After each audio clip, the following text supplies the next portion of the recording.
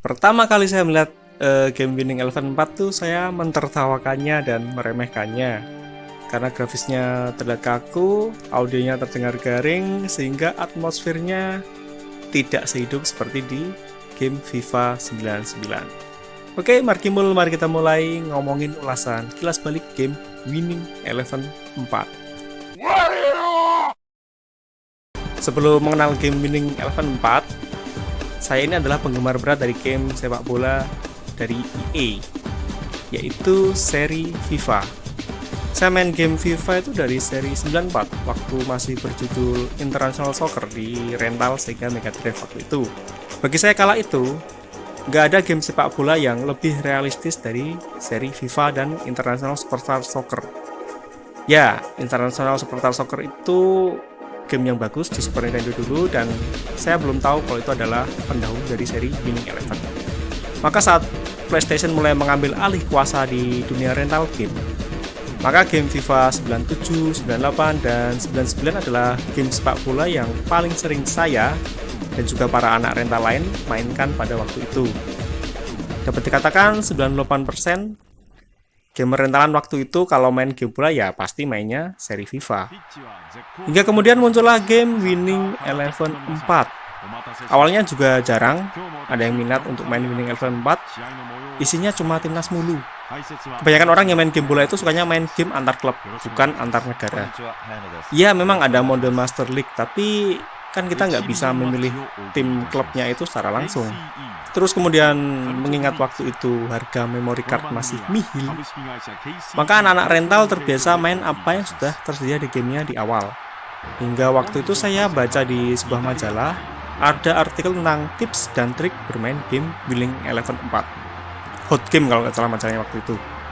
Saat membacanya, lebih ribet daripada seri FIFA, tapi sekaligus kok lebih variatif gitu. Dan akhirnya saya nyoba main game Winning Eleven 4 untuk pertama kalinya di rentalan. Dapat dikatakan saya menganggap waktu itu secara keseluruhan game Winning Eleven 4 unggul terlalu jauh dari FIFA dalam hal gameplay terutama. Oke, sekarang kita omongin satu persatu apa aja yang membuat game Winning Eleven 4 unggul terlalu jauh dari game FIFA pada waktu itu. Dari aspek grafis, FIFA memang sangat bagus dalam menampilkan cutscene yang ada.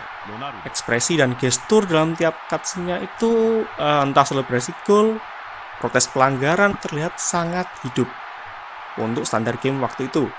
Sedangkan pada cutscene Winning Eleven 4 terlihat sangat kaku, garing, dan nggak hidup, dan kayak nggak niat dikerjakan. Meski secara dramatisasi Winning Eleven 4 itu masih tertinggal sangat jauh dari game FIFA waktu itu, tapi soal proporsi antar pemain, ciri khas antar pemain, dan animasi dalam gameplay, Winning Eleven 4 jauh lebih unggul daripada FIFA. Sebagai contoh nih, di FIFA, perbedaan antar pemain cuma tampak dari wajah, warna kulit, dan gaya rambut. Sementara pada Winning Eleven 4, perbedaan tampak pada warna kulit, tinggi badan, berat badan, dan juga warna sepatu. Kemudian soal animasi gameplay dalam game Winning Eleven 4 juga unggul lebih jauh. Sebagai contoh, animasi heading, ini paling kentar. Terlihat jelas di Winning Eleven 4, perbedaan heading ke arah depan, samping, dan belakang mempunyai animasi yang berbeda-beda. Sedangkan di FIFA, mau kemanapun arah bolanya, animasi headingnya selalu sama persis. Nggak ada variasi apapun. Begitupun dalam animasi gameplay yang lain, Winning Eleven 4 jauh lebih bervariasi daripada FIFA. Apalagi ditambah faktor posisi dan juga momentum, maka FIFA di kala itu animasi gameplaynya kalah telak. Sangat-sangat telak. Kemudian untuk urusan audio, harus diakui Winning Eleven 4 kalah sangat jauh dari FIFA. Mulai dari kalimat komentator yang lebih sedikit variasinya, kemudian suara supporter yang kok terasa kurang membahana, sampai daftar soundtrack yang nggak menarik. Meski saya akui, penggunaan bahasa Jepang sebagai bahasa komentator membuat game Winning Eleven 4 terasa unik bagi saya dan juga beberapa anak rental yang lain, karena nggak paham sama bahasa Jepang. Bahkan kalau saya dan beberapa teman itu main Winning Eleven 4, kita sering mengartikan sendiri kalimat komentator yang ada dalam versi yang ngawur tentu saja. Misalnya kalimat Suto menjadi Soto, Dan tentu saja masih banyak lagi terjemahan ngawur yang tercipta di kalangan anak rental waktu itu dan mungkin juga sampai sekarang. Untuk urusan konten, Winning Eleven 4 juga enggak menawarkan sebanyak di seri FIFA. Tapi Winning Eleven 4 punya satu konten luar biasa spektakuler, yaitu Master League.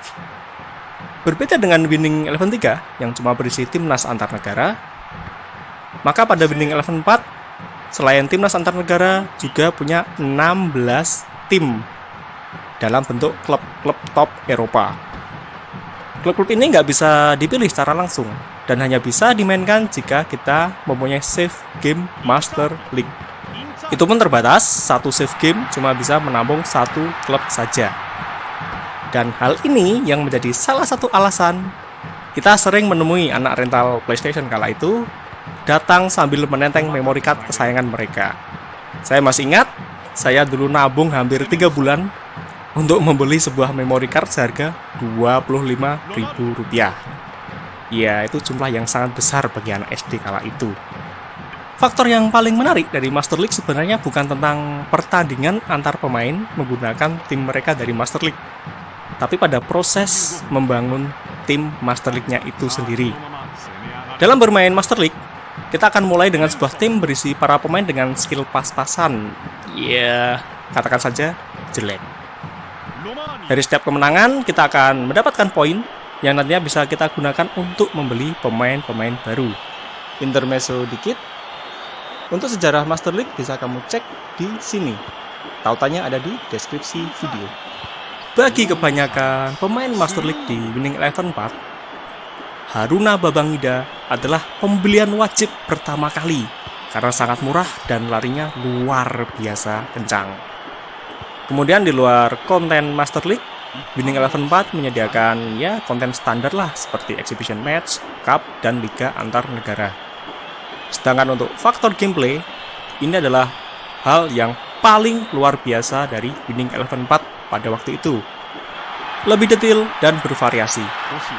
Itulah ciri khas gameplay Winning Eleven 4 dibandingkan semua game sepak bola di era PlayStation 1 kala itu. Seperti misalnya, pada Winning Eleven 4, posisi tubuh pemain saat akan mengumpan atau menendang sangat berpengaruh. Ditambah lagi ada faktor momentum juga kaki dominan yang akan menambah variasi hasil tendangan yang kita lakukan. Ini adalah sebuah hal yang tampaknya sepele tapi belum pernah ada kala itu. Kemudian pada Winning Eleven 4 juga memiliki beberapa mekanik yang membuatnya lebih kompleks dan lebih bervariatif dari game sepak bola yang lain. Seperti adanya chip shot, fake shot, umpan terobosan lampung, umpan 1-2 yang sangat overpower, sampai 3 jenis crossing yang berbeda. Kemudian dalam aspek mengatur strategi tim, Winning Eleven 4 menawarkan sangat banyak hal yang bisa dilakukan daripada game sepak bola yang lain. Seperti menentukan starting line up, kemudian memilih beberapa strategi yang bisa kita pakai, yang dibatasi maksimal 4 pilihan saja. Pada Winning Eleven 4, kita bisa menentukan peran utama si pemain tersebut. Apakah dia akan fokus menyerang, fokus bertahan, atau bermain balance berimbang. Ditambah lagi, kita bisa mengubah gaya bermain tim kita, mau bermain seberapa agresif menyerang ataupun bertahan secara on the fly, atau secara langsung saat bermain tanpa masuk ke menu atau melakukan pause. Termasuk juga kita bisa mengaktifkan atau menonaktifkan 4 pilihan strategi on the fly. Dan tentu saja yang paling revolusioner, mood system. Untuk mood system ini adalah fitur yang sangat keren dan jarang ada pada game olahraga lain.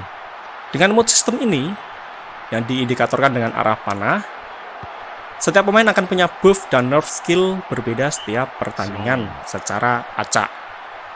Memang, hal ini bisa bikin emosi jika pemain andalanmu satu-satunya kena panah turun, sementara kamu nggak punya pemain pengganti yang sepadan. Tapi harus diakui, hal ini membuat kita dipaksa memakai pemain yang bervariasi, jadi nggak cuma pemain yang itu saja. Dalam aspek gameplay, Winning Eleven 4 saat itu unggul telak dari semua seri game sepak bola di PlayStation 1. Sebuah hal dan fakta yang nggak bisa dibantah oleh siapapun. Bahkan hal ini membuat EA tak segan mulai meniru beberapa mekanik gameplay Winning Eleven pada FIFA 2005 untuk PlayStation 2 dan PC. Memainkan kembali game Winning Eleven 4 di tahun 2024 ini tetap terasa seru dan menyenangkan. Saya sampai cukup lupa waktu gara-gara main game Master League dan merasa sulit banget nih menang dalam Master League tanpa mekanik 1-2 yang luar biasa OP itu. Dan tentu saja Haruna Babangida wajib dibeli pertama kalinya.